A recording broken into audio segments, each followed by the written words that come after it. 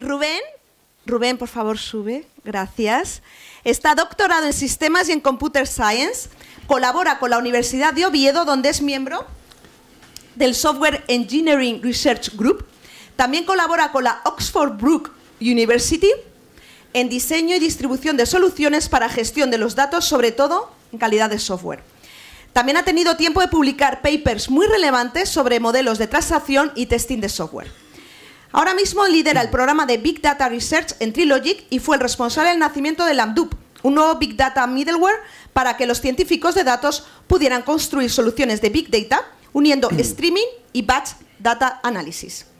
Nos metemos, como decía, de lleno en la parte de tecnología. Rubén nos viene a hablar de paradigmas de procesamiento en Big Data, el estado actual, las tendencias y, sobre todo, tecnología. Adelante, Rubén. Muy bien, muchas gracias.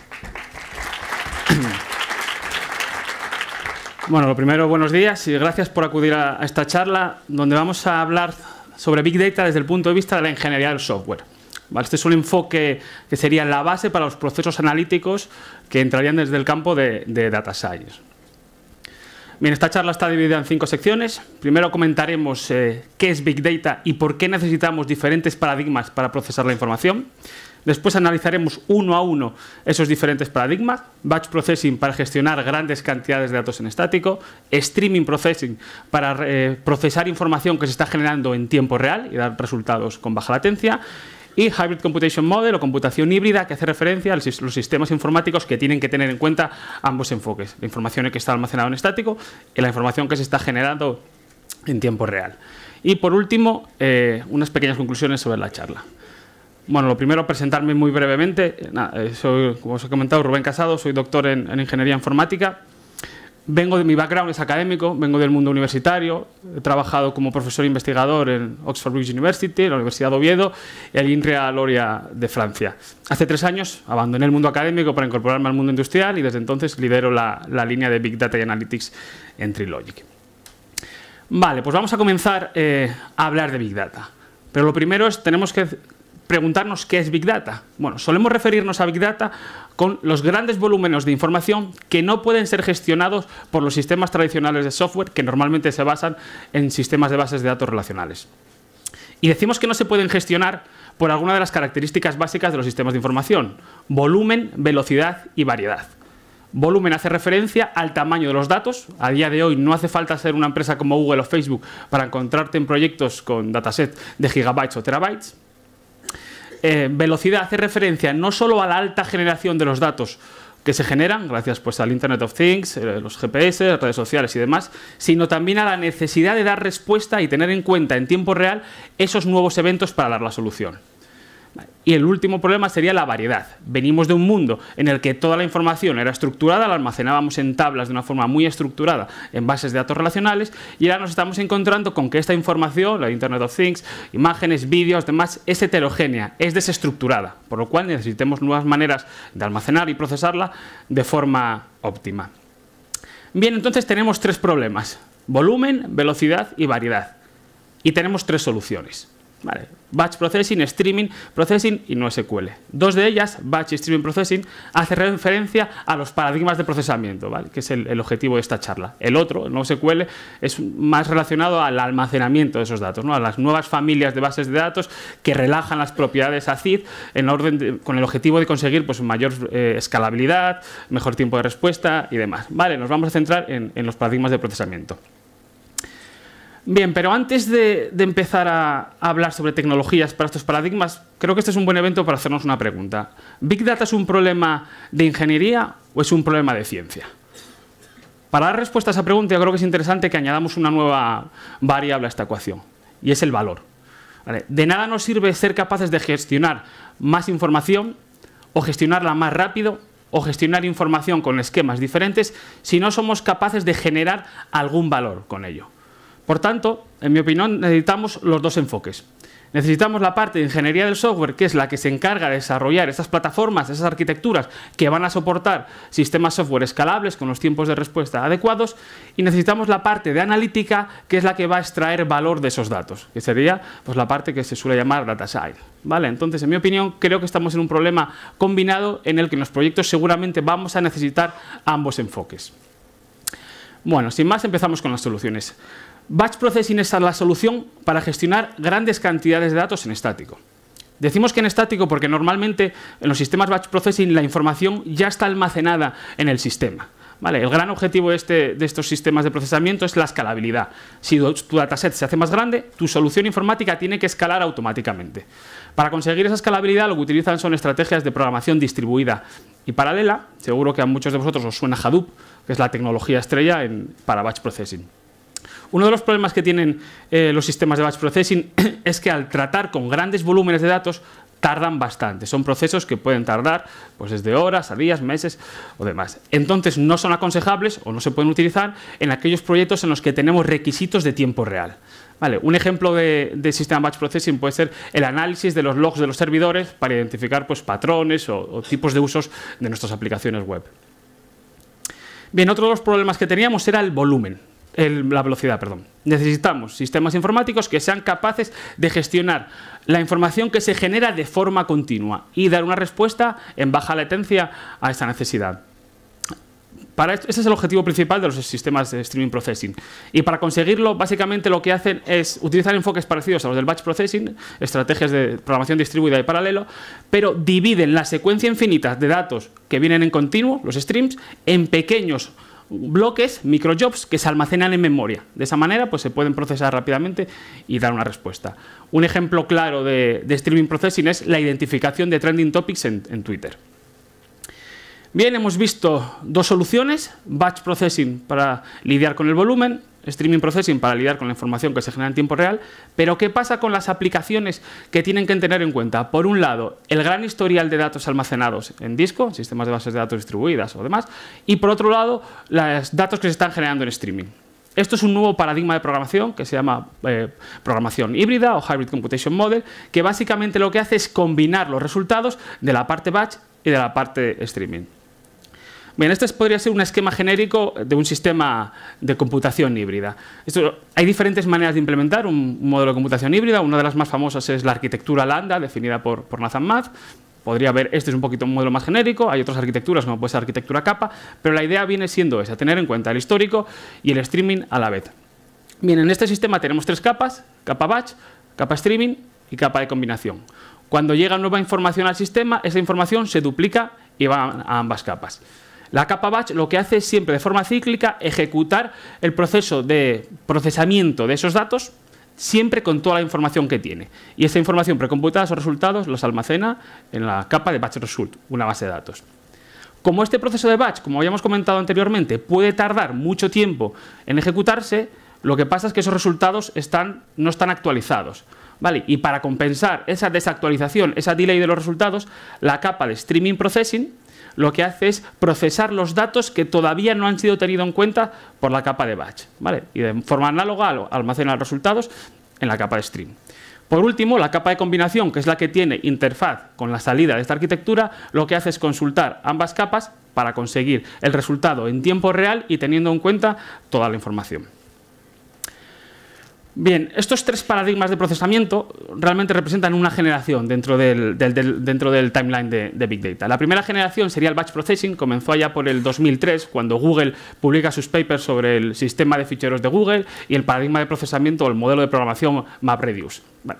Podemos decir que esta primera generación ya está cerrada. Hadoop es una tecnología potente para batch processing, da la solución a esa problemática y además está ampliamente aceptada e implementada en sistemas de producción.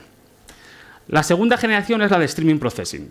Allá por el 2010, algunas empresas como Yahoo se dieron cuenta que Hadoop no les daba solución a otros de los problemas que tenía, que era la información que se generaba de forma continua. Entonces empezaron a aparecer algunas tecnologías, como fue en su momento S4. Esta generación todavía no está cerrada. Sí que existen algunas tecnologías que ya son maduras y que están implementadas en entornos de producción, como puede ser Storm o últimamente Spark Streaming, pero a día de hoy esta batalla está abierta. ¿Vale? No hace mucho tiempo, hace un año, Google publicó un paper sobre qué tecnología utilizan ellos o cómo es su tecnología para procesar los eventos en streaming, la tecnología middleware. Otras compañías como LinkedIn, por ejemplo, hicieron open source su tecnología Sansa, que es la misma idea, ¿no? Gestionar eventos en continuo. Y sin ir más lejos, hace un par de meses, eBay ha hecho open source su framework para la gestión de eventos en continuo, que se llama Pulsar. Por lo cual todavía no queda claro cuál va a ser la tecnología estrella, como puede ser Hadoop. Y la última generación, la de los modelos de computación híbrido, podemos decir que comenzó a finales del 2012, cuando Nathan Marks, que era un ingeniero de Twitter, puso por escrito una problemática y una propuesta de solución que diferentes investigadores, diferentes empresas más o menos habían llegado a la vez a esa solución. Es decir, hay que combinar los datos estáticos y en streaming a la vez porque es imposible hacerlo todo junto. Aquí tenemos algunas arquitecturas como la Lambda y la Kappa y hay algunas pequeñas tecnologías que empiezan a hacer algo, como veremos al final, pero todavía es una generación que está muy abierta y en la que veremos muchos cambios. Bien, aquí tenemos un timeline resumido de lo que es Big Data, ¿no? Podemos ver cómo empieza por 2003 y 2004 con la generación de los papers. La generación de batch llegaría más o menos hasta el 2010. A partir del 2010 empiezan a aparecer tecnologías de streaming. Y bueno, y en la parte de híbrido 2013-2014 empiezan a aparecer algunas tecnologías como Landup y Samenberg que hacen la parte de computación híbrida. Vale, obviamente no hay una fecha concreta, se entremezclan las tres generaciones. Pero bueno, aquí podríamos tener un resumen gráfico de lo que ha pasado en más de 10 años. Aunque Big Data parece algo muy novedoso, realmente llevamos más de 10 años con tecnologías Big Data. Bien, independientemente del paradigma de procesamiento que necesitemos en nuestro sistema, sea batch, sea streaming o sea híbrido, siempre vamos a un proyecto de ingeniería del software en Big Data siempre tiene cuatro grandes fases. Vamos a necesitar adquirir los datos de la fuente, vamos a necesitar almacenar esos datos, bien sea de forma temporal o bien sea de forma permanente, y vamos a necesitar analizarlos o procesarlos para conseguir un resultado. ¿Vale? Entonces, lo que vamos a ver a continuación, que es una survey de todas las tecnologías que tenemos, las vamos a clasificar por el paradigma de procesamiento en las que lo podemos utilizar y dentro del paradigma para qué fase nos va a servir. ¿Vale? Y para que todo esto sea un poco más digerible, un poco más sencillo, lo vamos a ver con un proyecto real. Y es el proyecto sobre el análisis de los datos sobre la calidad del aire en Asturias. En Asturias, como cualquier otra comunidad en España, tienen la obligación de tener instaladas una serie de estaciones de análisis de los contaminantes. Vale, estas estaciones almacenan de forma constante todos los valores de los contaminantes. Y hay un histórico muy grande. Esta es la serie de datos más grande que tienen los gobiernos. ¿Vale? En Asturias, por ejemplo, tenemos los datos almacenados desde hace más de 20 años. En una comunidad como Asturias, que tiene 1 millón de personas, tiene unas 12-13 estaciones de calidad del aire. Estas estaciones son bastante caras de instalar y de mantener. Entonces, lo que se está utilizando a día de hoy es la instalación de sensores low cost. Se compensa que estos sensores low cost no tienen tanta calidad con que puedes instalar muchos. Entonces, lo que se hace es instalar miles de sensores low cost por otros lugares para compensar esa falta de calidad y entonces tener lo que se llama una red perimetral de calidad del aire. Vale, en este proyecto nos encontramos con los tres paradigmas de procesamiento. Necesitamos batch processing para gestionar ese histórico, para procesar el histórico y analizar qué ha pasado, por ejemplo, en diferentes estaciones, cuál es la diferencia entre el verano y el invierno, qué pasa los fines de semana comparado con los días laborales. Necesitamos streaming processing para ir procesando los datos que nos llegan de los sensores low cost para detectar, por ejemplo, superaciones anómalas en algunos de los contaminantes y generar una alerta. Y necesitamos modelos de computación híbrida para hacer predicciones teniendo en cuenta el histórico de lo que ha pasado, pero también los datos que tenemos a día de hoy.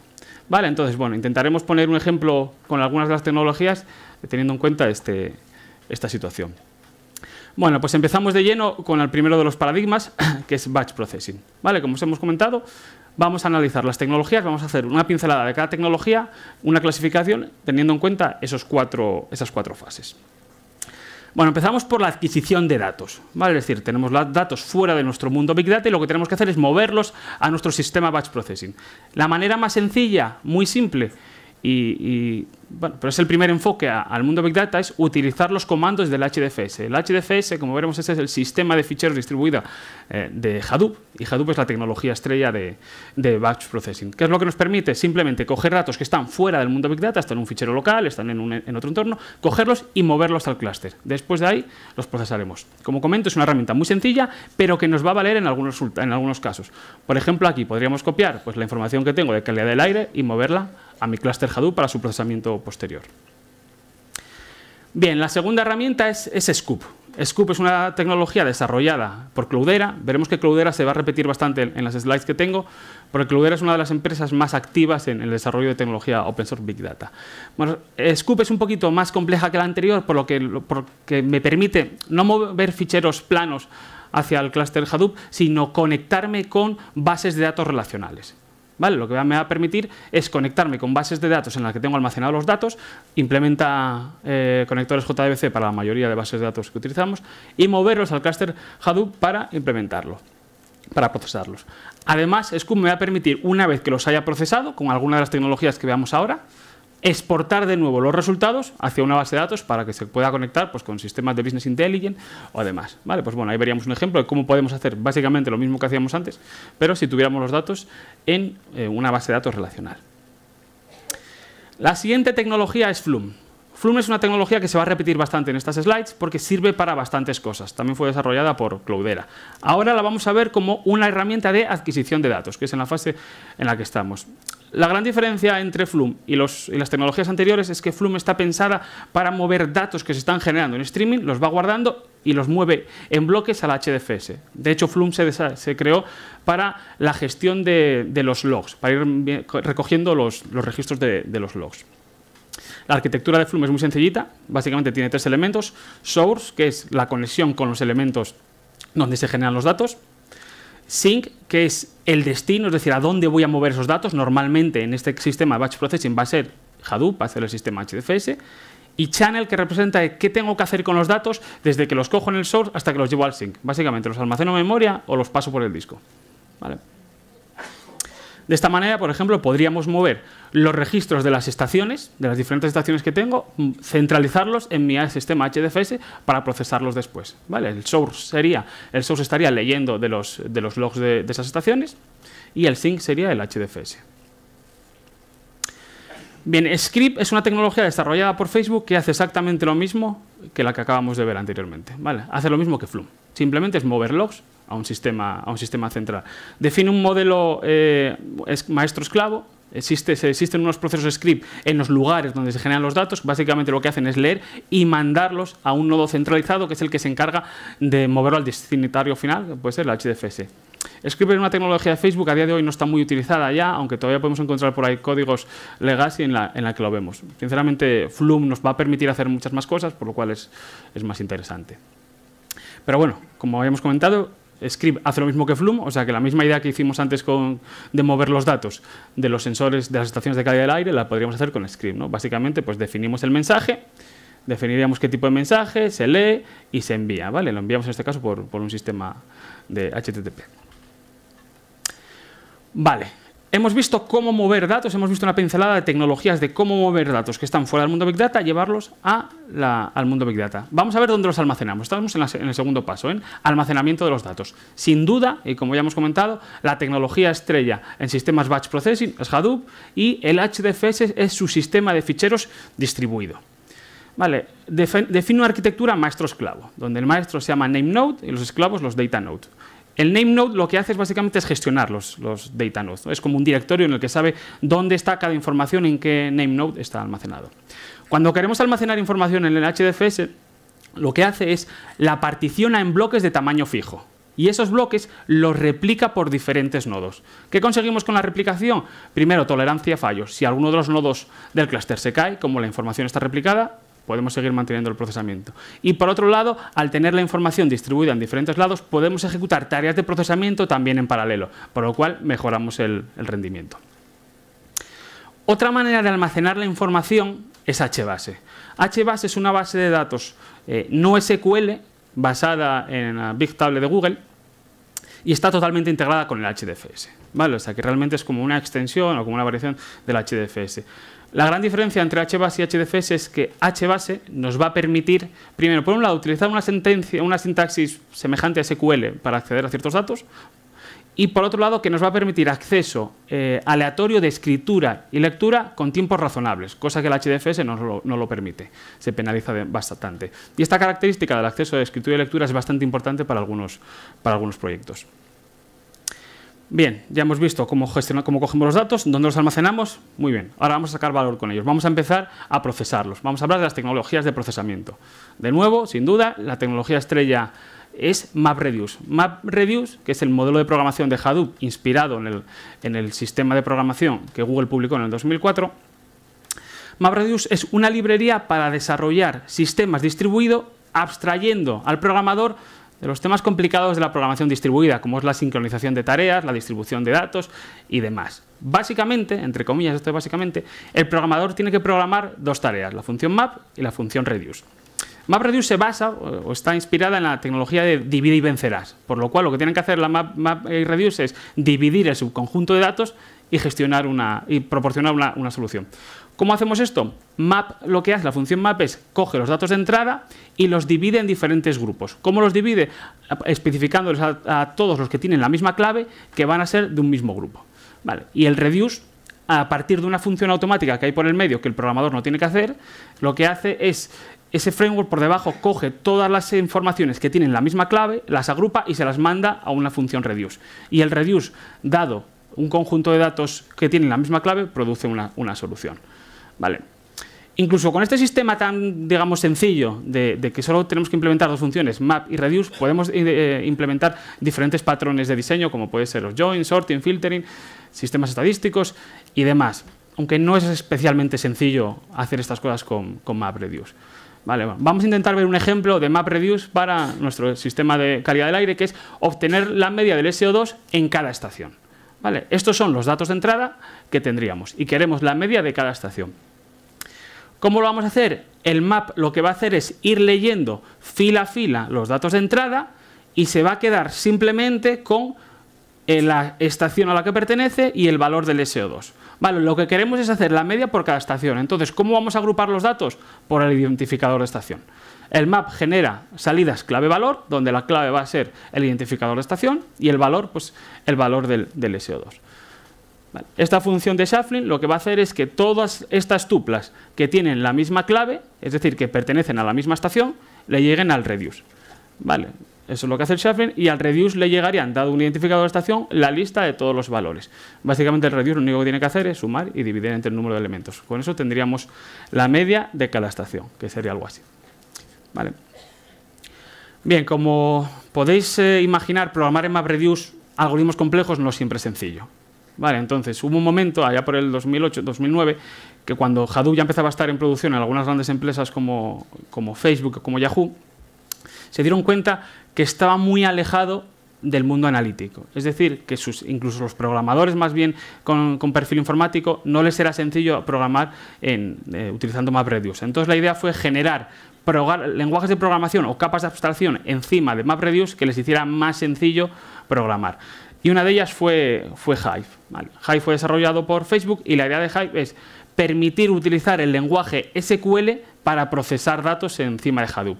Básicamente lo que hace es, esto es un intérprete de SQL, escribes tu sentencia en SQL y por debajo la transforma en una serie de MapReduce para para procesar esos datos. Esto tiene una doble problemática. Primero, que es menos eficiente, siempre que hay una transformación intermedia, no es tan eficiente como programar directamente a bajo nivel. Y segundo, que no todas las problemáticas de procesamiento de datos masivo se pueden solucionar con SQL. ¿Vale? Hay algunos algoritmos, como puede ser la parte de Machine Learning o analítica avanzada, que no se pueden hacer con SQL. Vale. No obstante, podríamos hacer de una manera mucho más natural y mucho más sencilla el ejemplo de obtener la media del S2 para cada estación. Vale, básicamente es hacer este select. Pero tiene un pequeño truco. Es decir, hay que decirle a Hive cómo tiene que interpretar los datos para que sea capaz de hacer esto. La manera de hacerlo, también inspirado en SQL, es darle una instrucción SQL que cree una tabla, realmente no la crea, pero que interprete los datos como si fuera una tabla para que después pueda ejecutar esto. Vale, así que realmente tenemos que definirle el esquema y a partir de ahí pues, podríamos utilizar esto. Esta sentencia SQL lo que hace se transforma en una serie de MapReduce que se ejecutarían sobre esos datos del HDFS. Bien, otra idea similar la tuvo Yahoo y creó Pig. Pig también es una capa de abstracción encima de MapReduce que permite, en este caso, utilizar un lenguaje declarativo, un lenguaje procedimental en vez del declarativo que es SQL. Pero la idea es muy similar. Vale, vemos el mismo ejemplo de la calidad del aire. Si lo vemos por aquí, lo primero es de otra forma semejante, es decir, tenemos que decirle a Pig cómo tiene que representar los datos para que sea capaz de hacer algo con ellos. Una vez que sabe cómo se representan, le decimos que los agrupe por estación y que por cada grupo genere la media. Vale, es una manera de programar más sencilla, olvidándonos del MapReduce, pero tenemos la misma problemática, menos eficiente y que algunos algoritmos no son sencillos de implementar.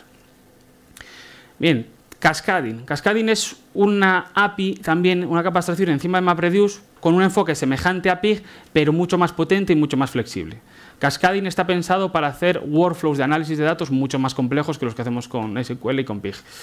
Ahora viene la parte negativa, y es que como es mucho más potente y mucho más flexible, para hacer el mismo ejemplo que hacíamos la media del SO2, este es el código que tenemos que hacer. Vemos que ya no es tan intuitivo como los anteriores. Vemos que, bien, quizás no es MapReduce, pero tampoco es el código más habitual o más sencillo para entender para los analistas que vengan de un mundo más de Business Intelligence con SQL. ¿Vale? Y por último tenemos Spark. Spark es otro mundo, es otra plataforma de datos diferente. ¿Vale? Spark no es una capa de abstracción encima de MapReduce, Spark no es una versión modificada de Hadoop, sino que es otro ecosistema de tecnologías diferentes comparable a Hadoop y su ecosistema. ¿Vale? Sí que tiene algunas similitudes. ¿Vale? Bueno, Spark fue desarrollado por la Universidad de Berkeley allá por el 2010 y a día de hoy seguramente es la plataforma de datos con más futuro, superando a Spark, superando a Hadoop. Tiene algunas similitudes, como por ejemplo, su sistema de ficheros puede ser el HDFS. Es decir, Spark es el motor de procesamiento, sería el MapReduce de Hadoop, es el motor de procesamiento, pero el sistema de ficheros puede ser HDFS. También permite otros sistemas de ficheros, pero bueno, es compatible. Y el paradigma de programación se parece a MapReduce. O sea, es compatible totalmente con MapReduce, tus códigos MapReduce los puedes ejecutar en Spark, pero es más flexible y es un poco más gratificante porque tiene otra serie de funciones que te va a facilitar el procesamiento de los datos. Pero la gran diferencia, sin duda, entre Spark y Hadoop es que Spark utiliza procesamiento en memoria. ¿Qué significa eso? Que sube todos los datos a memoria RAM y ahí hace los procesamientos. Con eso se consigue que en los algoritmos iterativos, con los algoritmos que tienen que dar varias pasadas sobre los datos, unas mejoras notables de rendimiento. ¿Vale? El gran problema que tiene Hadoop cuando queremos hacer workflows un poco complejos, es decir, cuando hay más de un MapReduce, es que lo que hace MapReduce es lee los datos de fichero, los sube a memoria al map y el reduce, hace la operación que tenga que hacer, vuelca el resultado en disco. El siguiente MapReduce vuelve a coger de disco, leer, subir a memoria y así sucesivamente. ¿Qué es lo que pasa? Que tenemos un montón de operaciones, escritura y lectura, que ralentizan esa operación, ese proceso. En cambio, con Spark solo se hace una vez. Se leen los datos, se suben a memoria, se hacen todos los workflows que sean necesarios y finalmente se bajan a disco al final del proceso, no por cada etapa parcial. Bien. Al igual que encima de Hadoop aparecieron tecnologías para facilitar el procesamiento, también están empezando a aparecer encima de Spark, aunque el API de Spark es un poquito más amigable. Pero bueno, una de ellas es Spark SQL. Esto básicamente es coger Hive y que se pueda ejecutar encima de Spark. Aquí tenemos la gran ventaja de que al hacer procesamiento en memoria van a ir mucho más rápidos las sentencias SQL. Daros cuenta de cuando teníamos que transformar una sentencia SQL, ese select tan sencillo que cogíamos para hacer la media, realmente por debajo se transformaban en 3 o 4 MapReduce. Vale, cuando tenemos más de un MapReduce, utilizar procesamiento en memoria nos va a mejorar mucho los tiempos de respuesta porque evitamos operaciones de lectura y escritura. Bien, por hacer una mínima comparación entre los pros y contras de Spark, lo primero es mucho más eficiente. La parte positiva es que mucho más eficiente en algoritmos iterativos, es decir, en algoritmos que requieran pasar varias veces por los datos. Por otro lado, es más sencillo desarrollar aplicaciones porque no solo tenemos las funciones map y reduce, tenemos más operaciones. Además, es compatible con otras series de APIs como Scala, Java y Python. Y la parte negativa es que, al ser una tecnología un poco más moderna y que ha pegado su gran explosión en el 2013-2014, todavía no está tan probada como Hadoop en entornos de producción. Y por otro lado, que al basarse en memoria en vez de en disco, estos clústeres requieren de un hardware un poquito más caro. Bien, pasamos al segundo paradigma de procesamiento, al real-time processing. De nuevo lo mismo, vamos a dar una pincelada de las tecnologías, clasificándolas en esas 4 partes. Bien, la primera tecnología que vamos a ver para la adquisición de datos es Flume, que ya la hemos visto. Como habíamos comentado, Flume está especializada en coger datos que se generan en streaming. Bien, la única diferencia que para poder utilizarla en la parte de streaming processing, en un sistema de streaming, es que en vez de almacenarlos en un sistema HDFS, lo vamos a utilizar en un sistema de almacenamiento específico para streaming processing, que como vamos a ver son sistemas de colas y especialmente Kafka. El resto nos vale lo mismo. Flume es capaz de gestionar los datos y le podemos decir que en vez de moverlo en bloques, que es más eficiente para HDFS, según le vaya llegando nos lo vaya metiendo en un sistema de colas. Bien, el sistema de persistencia que utilizamos para para los sistemas de streaming son sistemas de colas distribuidas.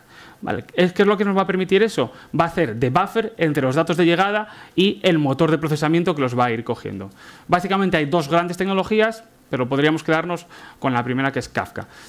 Kafka es un sistema de colas distribuido que implementa un modelo productor-consumidor y donde los datos están clasificados por topics. Entonces, el consumidor lo que hace es se suscribe a un topic y cada vez que le llegan datos, cada vez que se insertan en esa cola datos de su categoría, de su topic, se le enviaría.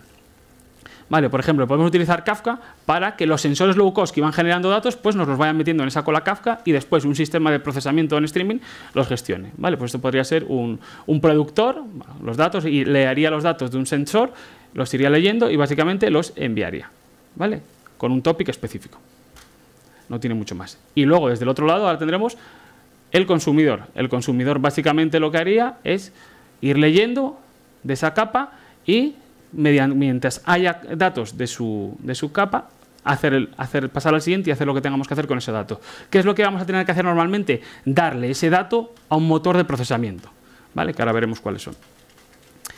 Otra tecnología comparable a Kafka es Kestrel. Kestrel fue desarrollada por Twitter y básicamente es una cola FIFO, también distribuida, pero realmente incluso todos los algoritmos que tenía Twitter para esta cola los ha mudado a Kafka, por lo cual podemos decir que Kafka es la tecnología estrella aquí. Por hacer una mínima comparación, bueno, decir que Kestrel es una tecnología más sencilla, no depende de Zookeeper, sus líneas de código son menores, el diseño es bastante más fluido, pero Kafka es mucho más potente, nos permite mucha más funcionalidad y da mejor rendimiento. Así que aquí nos quedaríamos sin duda con Kafka. Bien, ahora pasamos a la parte de analítica. Ya hemos sido capaces de coger datos en streaming y ponerlos en un sitio, en una cola, en Kafka. Ahora vamos a empezar a procesar esos datos. Y nos vuelve a aparecer Flume. Vale. Flume, que habíamos visto que era una tecnología para adquisición de datos, vamos a ver que también nos va a permitir hacer una pequeña analítica de datos gracias al concepto de interceptor. Los interceptores son unas unidades de procesamiento mínimas que va a permitir descartar datos y hacer algunas pequeñas modificaciones sobre esos datos. Vale, es para un procesamiento muy mínimo. Permite concatenar diferentes interceptores, con lo cual pues, es un poco más sencillo hacer workflows complejos. Pero no es la idea de Flume hacer un procesamiento, una analítica avanzada de datos en streaming. Simplemente pues, quizás nos vale para limpiar datos de llegada o cuando la analítica que tenemos que hacer es muy mínima. Un ejemplo muy rápido, ¿vale? Quedarnos solo con los datos de la estación 2. Imaginaros que tenemos un servicio Flume en el que le van llegando todos los datos de todas las estaciones y solo nos queremos quedar con los de la estación 2. Pues en ese sentido, lo más sencillo, lo más óptimo es poner un interceptor aquí que básicamente vaya descartando los datos antes de meterlo en la cola Kafka, ¿vale? Bueno, ¿cómo tenemos que hacer esto? Pues si tenemos implementar el concepto de interceptor, aquí meteríamos la lógica de negocio adecuada y después en la configuración de Flume le decimos entre el source y en el channel pon un interceptor para que descarte esa información. Pon el interceptor que acabo de definir. Bien. La Flume nos vale para hacer una analítica muy pequeña. Si queremos hacer algo de verdad, queremos hacer un procesamiento analítico en streaming en tiempo real, lo que necesitamos es una tecnología potente como Store. ¿Vale? Store es un sistema de procesamiento en streaming que se suele calificar que es el Hadoop para la parte en streaming. Vale, de hecho tienen una analogía en su diseño conceptual. Lo que hace Store fue desarrollado por una startup americana que después fue adquirida por Twitter y que luego hizo open source, ¿vale? Pero en su principio era una implementación propietaria. Lo que hace es definir un grafo de procesamiento, lo que llama una topología, y define dos diferentes tipos de nodos. Los Vault, que son los Spout, que son aquellos que se conectan con los orígenes de datos, es decir, cogen los datos de su origen, puede ser, por ejemplo, normalmente una cola Kafka, van a ir leyendo un topic de la cola Kafka, y los Vaults, que son las unidades de procesamiento, van a hacer lo que tengan que hacer. Esos Vaults pues, pueden implementar una función map, una función reduce o cualquier lógica que queremos hacer. Conectando diferentes Vaults, generando ese grafo, esa topología, pues vamos a hacer el flujo de procesamiento que necesitemos para nuestra analítica avanzada. Vale, por ejemplo, vamos a ver un ejemplo de cómo hacer con Store, ir calculando en tiempo real la media de todos los contaminantes que estamos midiendo con nuestras estaciones. Para ello vamos a construir una topología que va a tener estos 3 elementos. Primero un spout que va a leer los datos de los sensores, ¿vale? Del reader. Luego vamos a tener un volt que lo que hace es por cada línea va a partirlo, va a dividirlo para generar elementos con el valor de cada contaminante. Y por último un volt que lo que veis por cada contaminante va a hacer su media. Si lo veis se parece bastante a un map y a un reduce, ¿vale? Pero aquí podríamos meter más capas volts, aquí todo lo que quisiéramos hacer. Bueno. Construir la topología, esto sería un código genérico, ¿no? Pues decimos cuál es el spout, le decimos cuál es el volt y le decimos que tiene otro volt, ¿vale? Es decir, decimos que estamos construyendo la topología, cuáles son los volt. Paso 2, crear, es implementar, ¿no? Pues vamos a implementar el volt, básicamente pues va a leer de una línea, podría ser de la cola Kafka, y según lo vaya leyendo lo va a emitir. ¿Qué significa emitir? Lo va a pasar a la siguiente capa, al siguiente nodo con el que esté conectado. Después tendríamos que implementar el line processor. El line processor lo que hacía era, iba leyendo cada registro que le llegaba del volt y lo partía por elementos, ¿no? Pues básicamente es lo que hace. Coge cada uno de los elementos, los valores, y los parte, bueno, en este caso punto y coma, porque los datos nos venían en un CSV, y va partiéndolo por valores. Y por último, calcular la media. A este le van a llegar todos los elementos de un mismo tipo y lo único que tiene que hacer pues sumar, dividir y demás, ¿no? Aquí va guardando el número total y aquí la suma. Cuando alguien quiera el resultado, pues le dirá a este volt, calcúlame la media. Y en tiempo real lo iríamos emitiendo. Bien, encima de Storm están apareciendo algunas tecnologías también, ¿no? Igual que hemos visto con MapReduce, igual que hemos visto con Spark, también nos pasa con Storm. Pero aquí tiene una peculiaridad. Trident sí que es una librería, una capa de abstracción encima de Storm, pero que viene totalmente integrada, ¿vale? Es de forma nativa, bien integrada en Storm. Facilita el desarrollo de topologías porque, como comentamos, abstrae, es decir, ya vienen algunas funciones implementadas de proyecciones, agregaciones y demás, es decir, me va a permitir hacer estas medias, estos filtrados, estas selecciones de una manera más nativa, y para ello, y de ahí la cosa más importante, es que implementa otro modelo de programación dentro. Si podéis ver un poquito cómo funciona el sistema de topologías, cada vez que llega un dato se mueve por todo el grafo. Es decir, esto es procesamiento de evento puro. Por cada evento se ejecuta todo el flujo. Utilizando Trident se implementa otro modo de programación que es el modelo basado en microbatches, que lo que hace es, no por cada evento ejecuto todo el workflow, sino que voy haciendo pequeños grupitos de eventos y eso es lo que voy haciendo. Bueno, la parte importante de Trident es que gracias a eso pues es más fácil de programar, que me permite, con la parte de los microjobs, implementar la semántica de Cyclic Ones, que bueno, tiene una parte teórica de por qué con esto podemos programarlo y de la otra manera no, es decir, asegurar que cada elemento se procesa solo una vez, pero que se asegura que se procesa una vez, que no se pierde. Y la parte negativa es, primero, no hay gran cantidad de funciones implementadas, es decir, son muy básicas las que vienen, y que el rendimiento de Trident es un poquito peor que el de Storm, ¿vale? Bien, realmente cuando hablamos de tecnologías de streaming processing deberíamos de empezar por S4. S4 fue la tecnología desarrollada por Yahoo y fue la primera tecnología para streaming processing. Esto fue allá por el 2010. Desde el punto de vista conceptual o teórico es exactamente lo mismo que Storm, ¿vale? Valen exactamente para lo mismo, por lo cual el mismo ejemplo que hemos visto ahora lo podemos hacer con Storm. Lo que pasa es que incluso Yahoo se dio cuenta que Storm era mucho mejor que S4. Entonces descartaron S4 y ya es muy difícil encontrar código por ahí. Y a día de hoy incluso Yahoo es uno de los mayores supports de Storm, ¿vale? Son de los que mantienen el código en Apache. Por lo cual S4 ya es simplemente como nostalgia de cómo empezó la segunda generación. Vale, lo dicho, podríamos hacer el mismo ejemplo de los contaminantes del aire utilizando S4. ¿Vale? Primero tiene una parte de configuración que no tiene Storm, es decir, no todo es código, también tiene parte XML. Y luego pues bueno, tenemos unas unidades de procesamiento que nos recuerdan bastante a los volts y a los spout, ¿no? Donde meteríamos la misma lógica. Y la última tecnología que realmente se ha subido a este carro y que empieza a tener éxito, ¿vale? Hemos comentado que hay otras como puede ser Samza, Milware o Pulsar, que son demasiado recientes como para tenerlas en cuenta en entornos de producción, pero esta, Spark Streaming, sí que se ha subido al carro de las herramientas que ya están en producción. ¿Vale? Si recordáis un poco lo que os comentaba de Spark, su modelo de diseño, que era procesamiento en memoria, hace que tenga una base muy adecuada para el procesamiento en streaming, ¿no? Porque el procesamiento en streaming lo que tienes que ir es los datos directamente a memoria para que sea muy rápido procesarlos y sacarlos, que no pasen por disco. Entonces Spark nos vale. Spark Streaming básicamente es una pequeña librería que se pone encima de Spark, que ya viene totalmente integrada en la plataforma, con funciones específicas para el procesamiento en streaming. una parte muy positiva de Spark Streaming es que utiliza la misma API que Spark. Por lo tanto, en la misma plataforma de datos podríamos hacer batch processing y streaming processing sin cambiarnos de tecnología. Bien, y por último vamos a pasar a los modelos de computación híbrida. Bueno, como hemos comentado, en la parte de computación híbrida todavía está mucho más verde, todavía está empezando. Hay algunos modelos teóricos como la arquitectura Lambda y la arquitectura Kappa o basadas en vistas que empiezan a tener cierta importancia, pero todavía seguramente va a haber cambios. Hay algunas pequeñas tecnologías que vamos a ver que empiezan a aportar una solución, por lo menos en algunas problemáticas. Una de ellas es Summenberg y la otra es Landu. ¿Qué es Summenberg? Summenberg es una librería desarrollada por Twitter en 2013-2014 que lo que hace es describes códigos, workflows de manera MapReduce y luego los puedes ejecutar, te los compila para que los ejecutes sobre Hadoop o sobre Storm. Pero la gran novedad es que también lo puede hacer de forma híbrida. ¿Y cómo hace esto? Básicamente, si le dices que lo ejecute sobre Hadoop, pues ejecuta los MapReduce y llegaría hasta aquí y finalmente el resultado lo guarda en una base de datos. Si le dices que lo ejecute sobre Store, pues lo convierte en Spotty Vaults y guarda los resultados en una Store. Y si le dices que lo haga híbrido, hace ambas cosas y al final ejecuta sobre estas dos stores, sobre estas dos bases de datos, un último reduce para unificar los datos. ¿Vale? Esto tiene un requisito matemático necesario y es que la operación que tú quieras hacer sobre esos datos tiene que ser asociativa.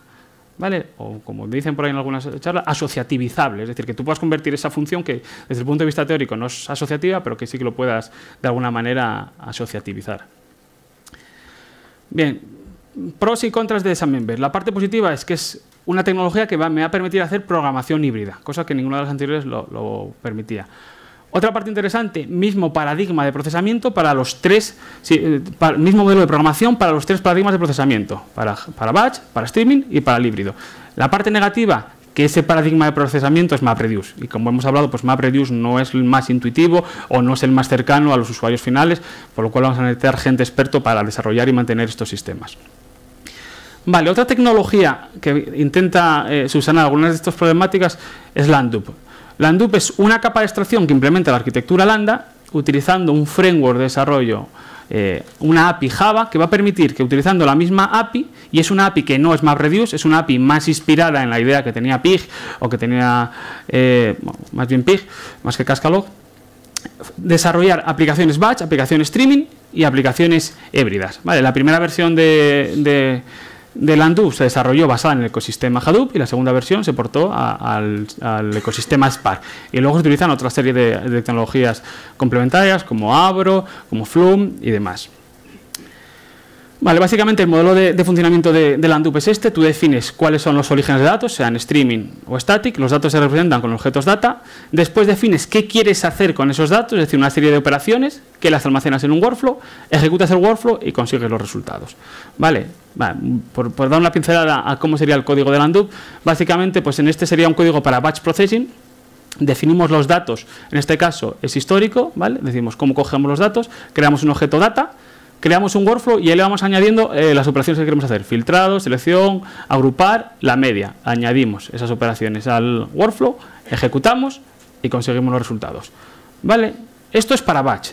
Vamos a ver el cambio al real time, lo poco que nos cambiaría el código. ¿Vale?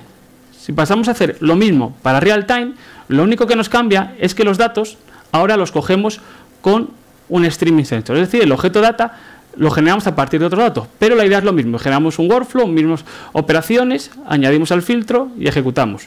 Y otra diferencia es que como los datos se generan en tiempo real, pues no voy a coger un resultado final, sino que en tiempo real, por ejemplo, dentro de un bucle voy a ir cogiendo esos resultados y actualizándolos. ¿Vale? Lo mismo vamos a ver para la computación híbrida, apenas variamos el código. Este sería un ejemplo de computación híbrida y la única diferencia es que el objeto data ahora se genera a partir de otros dos objetos, un histórico y otro streaming, ¿no? Aquí tenemos el histórico que lo tenemos por aquí y el streaming. Lo demás, un workflow, añadimos operaciones, se crean las operaciones, perdón, las añadimos al workflow y lo ejecutamos. ¿Vale? Aquí podríamos tener un bucle también, porque como son datos que se actualizan en tiempo real, podríamos gestionarlo. Vale, parte positiva de Landu, modelo de computación híbrida, mismo paradigma de procesamiento para las tres paradigmas de procesamiento y un modelo de programación que es sencillo y que no es MapReduce. Parte negativa, todavía no es open source. Bueno, Landup ahora es una empresa independiente, es una startup que está aquí localizada en Madrid, aunque tiene inversores externos. Todavía no es open source, pero en teoría sería open source en el 2015, y que todavía no ha sido pasada a producción en entornos realmente grandes. Vale, realmente la idea que tiene Landup es liberalizar este código, y lo que está haciendo es hacer una implementación propietaria de algoritmos de Machine Learning en tiempo real basado en este framework. Vale, por último, algunas conclusiones.